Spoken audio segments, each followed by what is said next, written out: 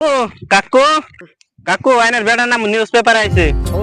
জানতাম ভাইস্তে আমার পোলা আমার নাকি একটা বড় কিছু একটা করবো, আমার নাম উজ্জ্বল করবো। আচ্ছা ভাইস্তে, নিউজ পেপারে কি আছে তুই আমাকে পড়ে শোনাও তা। আচ্ছা ঠিক আছে, রহিমউদ্দিনের ছেলে আরব আলী শনিবার দিন নিশা 12টায় নান কুরাবার যায় ধরা পড়ছে।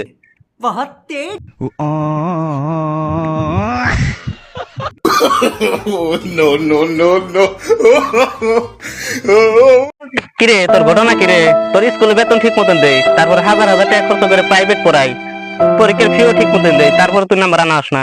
এরপরে আবার আনমুনি আব্বা এই কথা তো তুমি প্রত্যেকবারই কো, নাম্বার তো আনা হো না। তোরা তোর পরীক্ষার বিনা তোর বাবা এত টাকা খরচ করে, তুই পরীক্ষা ভালো নাম্বার আনাস নিয়ে কেন? আরে হুমন্দি পরীক্ষা মধ্যে 100 নম্বর পাই, আব্বা কাছে ম্যাডামের নম্বর নিয়ে আবার নাকি।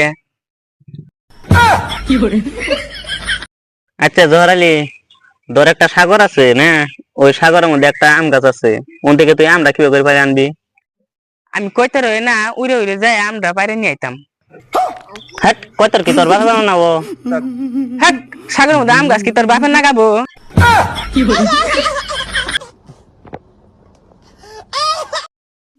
ওই শুনছ, কালকে তো তোমার সোমা দিলাম, তোমার ছোট ভাই তো দেখে হালাইছে। হয় তো টেনশন করে না, ওরা সবাই 10টা দেয়, তুমিও 10টা দিও। ও বনি, হ্যাঁ যে পরিস্থিতি দেখতেছি ভারত আর পাকিস্তান মানে যুদ্ধ হইব রে। আরে আমি ভাবতেছি যে যুদ্ধ হইলে কোন হবো, ডুবাই দে। মদ খালি কি হবো?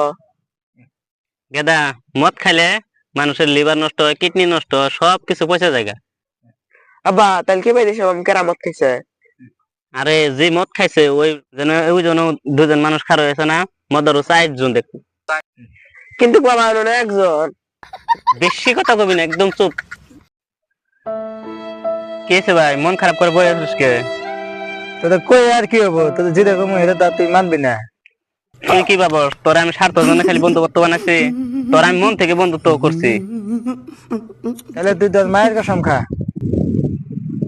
হম শালা আমি মায়ের কসম তো খাম না। তুই আমার কাছে পয়সা চাস, আমার গার্লফ্রেন্ডের নাম্বার চাস, আমি মায়ের কসম খাম না।